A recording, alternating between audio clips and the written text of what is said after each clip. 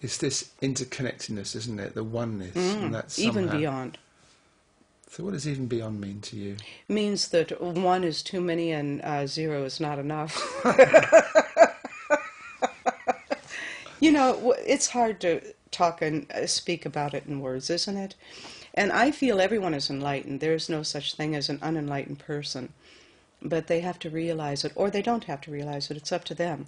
But realization is the point, not whether they're enlightened or not. Everything is true always. There's nothing ever that is not true in the sense of totality. But either you realize it or you don't. And not realizing it puts you in a state of ignorance. Not that you're stupid, you're just ignoring the fact. And to realize it really, well, it changes life. And it changes your view of what is self and other. Yeah, I'm just thinking about what's the source of the realization. Oh, I don't think I could dare to bring that kind of, no.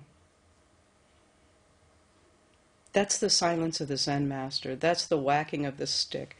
Bang! You keep... There. Good enough. So when people come to sit with you and be with you, what happens? Well, I attempt to send them to their heart. And send them to that self-love that we talk about. Because without that, anything is possible. It's not that there's this way to do that. But I feel that self-love is a very, very important initiation for all human beings on this planet, because it really expands your ability to receive from what appears to be other. Yes, if you love yourself, you're able to receive love from other people, and right. It opens huge and spiritual doors. Excuse me, I'm sorry. Spiritual love is not narcissistic. It's holistic and it's total, because that has to do with really being receptive to everything and everyone on some level. The words are always a little shifty. They can create a misunderstanding or an understanding depending on how a person receives them. You had Wayne Lickerman here the other day? We did, just about 3 weeks ago, yeah. Did you ever see his book, Ram Tzu? Not that book, no. It's really good. And Ram Tzu says, right, words are like a greased axe. Sometimes they hit their mark, and sometimes not. And I agree with that. So words sometimes can be very very servicing, and sometimes they just lead you down completely the wrong way. So do you ever get frustrated or angry in life? Yeah. Yeah. I'm actually quite happy doing that. Yeah, we have had this topic recently, anger, and I'm not against anger.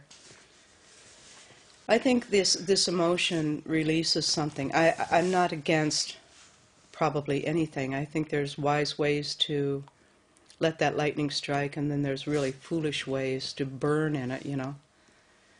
That has a lot to do with how we think rather than just letting it be. But yeah, in the last satsang where we talked about this, everybody participated in this topic. Oftentimes in the satsang you'll have maybe 4 or 5 people who really create a wonderful atmosphere, a wonderful consideration for everyone. But in this topic, everybody wanted in. Everybody wanted to talk about it. Everybody gets angry, I guess. And well, so if we handle it well, if we're okay with it, I think when we're okay with it, it strikes and goes. And I think that's very healthy, because I feel that we suppress a lot of our emotions. You see, a lot of what we do in Conscious TV, the interviews that I do, I'm interested because it kind of to do with my process, to my learning, my journey. Sure. And I notice for myself, when I get angry, that it's changed in a way because I still get angry, but there is somewhere an awareness that I'm getting angry, I am angry. And it's not necessarily that I stop it or I necessarily have the, strength is the wrong word, but the kind of... Foresight, would you say whatever that? facilities to stop it at the time. So it runs, but it's not like the anger fully overtakes me. So I see the process changing. And I suspect, and I may be completely wrong, but there may be a stage further is maybe not the best word, maybe another state, let's say, where that anger just is not necessary. I don't know. It's just well, whether I'm it's necessary at or... the moment. I just don't worry about it. I'm not an angry person, but I can certainly get frustrated, and I have a fire.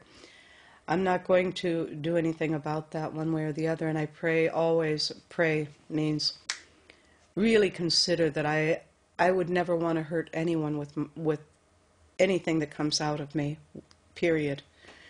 And, yeah. But anger does hurt people at times. Not if you're angry in their benefit. So what's the difference then? Well, I oftentimes, I'm a good fighter. I've got a tiger inside, but I'm not fighting for me. I'm fighting for you. And, will you see it or won't you see it? Will you do it or won't you do it? Will you consider it or won't you consider it? And if you say you will, why aren't you? So this kind of thing really frustrates me. And I have a lot of patience. I mean, over a long period of time. Most of my students have been with me 10, 15 years. So I'm watching their progress over many years. And in the end, it can really be frustrating when you see that somebody just refuses to take what they're after. Just refuses to touch themselves. Just refuses. So that kind of frustration is, look, either you do it or you don't. But when you feel it, don't you also feel it in yourself? Because of it's like on one level we are interconnected, we are one living being. Is it? I know for myself that's... Absolutely. I can say that. I pick up things with people. Absolutely. It's like I'm feeling it. It may be over there. I know right. My wife Renata picks this up far more than I do. She'll be sitting with someone and she feels really sad. And actually, me too. It's not really to do with her. She's picking it up. And this seems to be more and more where we're heading. And it's interesting because it's almost as if we started off as one being. We kind of had the journey of separateness. And now something with the way things are heading on the planet and us as individuals, in quotes, we're coming back to one, experiencing one being again. We're aware of it. We've never been anything but one, but you're right. The awareness the planet is becoming aware. Yeah. I get what you're saying. It's interesting because here's an idea somebody brought to me. I have a very angry student, very angry. I mean, really outrageously hard to deal with. So this person, you have to walk on eggs. How are you today? How shall we act today because of your mood? This kind of thing. And somebody said that perhaps some of that frustration is actually processing their frustration.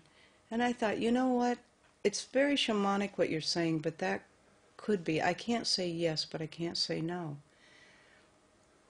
So maybe we do carry for each other, and maybe like you say, your wife is sad for someone, or she feels that sadness.